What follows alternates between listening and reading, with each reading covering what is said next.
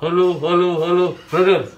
Mumpung sekarang lagi weekend, kita ngobrol santai aja ya. Kemarin ada Om Ikhwan nanya ke saya, kira-kira rekomendasi drone yang bagus, RTF untuk pemula itu apa? Gitu. Saya juga pernah nanya di Facebook ke teman-teman yang pengalaman juga, karena di dalam hobi ini kita sharing itu penting ya. Gitu. Saya tanyakan, kira-kira kalau buat pemula bagusnya ngerakit apa beli jadi gitu. Nah, ini saya contohin ya. Saya contohkan nih. Ini saya drone 5 inci, ini ngerakit. Terus ini drone 5 inci ngerakit juga. Ini pakai frame Raja Wali, buatan Indonesia loh. Produk-produk Indonesia. Terus ini saya beli jadi. Ini jadi. Ini nggak ngerakit lagi, tinggal terbangin gitu. Nggak tinggal terbangin sih, di setting-setting dulu gitu ya. Tapi nggak ngerakit-rakit lagi gitu. Kemudian yang 3 inci, ini saya beli jadi ini. Terus ini ngerakit saya. Terus ini apa namanya, King Kong kualitas 100 ini jadi. Dulu dibantuin sama bendingin sama pilot takal. Makasih pilot takal. Dulu waktu awal-awal saya belajar pusing, memang bener. Hobi ini pusing banget loh untuk pemula. Susah. Karena kita pertama itu drone-nya, kemudian goggles-nya, kemudian remote-nya itu banyak banget dan macam-macam remote di dunia ini. Wah, banyak dah variasinya gitu. Nah, yang saya rasakan kecocokan tiap orang itu bisa beda-beda. Makanya saya ditanya kira-kira merekomendasikan mana. Saya nggak berani untuk merekomendasikan karena alasannya tiap orang itu kecocokannya beda. Gini lah contohnya. Yang paling pengaruh itu Google nih ya. Kata orang bagus. Kalau kata saya bagus apaan? Enggak, saya nggak bisa pakai ini. Kalau buat anak saya bagus. Gitu, saya cocoknya pakai ini gitu. Tapi kalau kata misalnya teman-teman Om Cakra nih, Google apaan kayak begini, mahal, jelek gitu kan, ya saya masih cocok, ya suka-suka saya lah gitu kan gitu. Terus remote juga macam-macam nih. Remote ada yang gini, ini remote Fly Sky, ada Fly Sky, ada lagi TBS Tango. Ini TBS Tango nih. Cocok yang mana itu tergantung harga, tergantung kesesuaian kita gitu kan. Kalau kita misalnya terbang kayak di Indonesia, sebenarnya di Indonesia itu Anda perlu tahu ya, saya sharingkan di sini.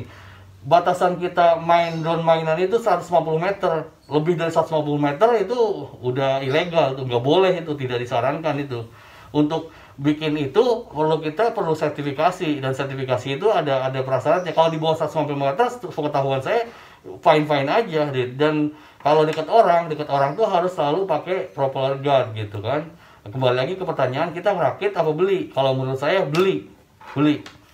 Karena gini, kita contoh hal yang lain lagi, misalnya Jepang aja pada saat dia ngebikin mobil, dia dulu awalnya beli dari Amerika, beli itu sekali dua, satu dipakai, satu dibongkar. Udah gitu dia yang dibongkar itu dia pelajari sampai akhirnya dia bisa bikin mobil sendiri, dia bisa ekspor gitu loh. Pribadi juga sama, saya teman-teman saya banyak di Facebook dan teman-teman online gitu kan, mereka rata-rata itu awalnya beli terus dibuka, terus di otak-atik gitu, wah ternyata gini gitu. Nah tapi sebelum beli, kalau saya bukan pedagang nih, saya sharing pengalaman saya, enjoy hobi ini aja gitu. Kalau mau beli bisa di toko online. Nah kalau mau beli drone sebelumnya gitu, saya udah sampaikan bahwa kalau untuk Anda tahu Anda berbakat jadi pilot drone atau enggak itu, seminggu latihan di simulator gitu. Mau simulator apa kek, mau freerider kek, mau lift off kek, mau apa kek. Pokoknya latihan seminggu, dan banyak tutorial di YouTube tuh. Buat tutorial terbangin drone seminggu aja. Kalau seminggu Anda bisa ngiring-ngiringin mereka, mungkin Anda punya bakat jadi pilot drone. Kalau nggak berbakat, ya mungkin kayak hobi kayak saya. Hobi itu ya hobi mah enjoy, nggak perlu prestasi kalau hobi ya kan. Kita orang mau gimana kayak suka-suka kita, sebanyak kita nggak ganggu orang itu, kita fine aja gitu kan. Itu yang pentingnya gitu. Kemudian mengenai produk apa yang cocok untuk pemula gitu kan. Kalau menurut saya sih cocok nggak cocok itu sangat personal, sehingga kalau saya nggak berani merekomendasikan. Kemarin juga Om Ihsan nanya nih, saya juga punya E013 nih kayak gini Om. E013 nih, E013 ini anak saya pakai dan baik-baik aja. Dia remote-nya nih, udah dapat remote segala macam tuh kayak gitu. Di pilot takal bagus tuh ininya. Apa ini contoh? Cuman Google-nya kalau buat saya Google kayak begini, mau gimana saya? Nggak pakai kalau saya, kalau mana saya pakai gitu.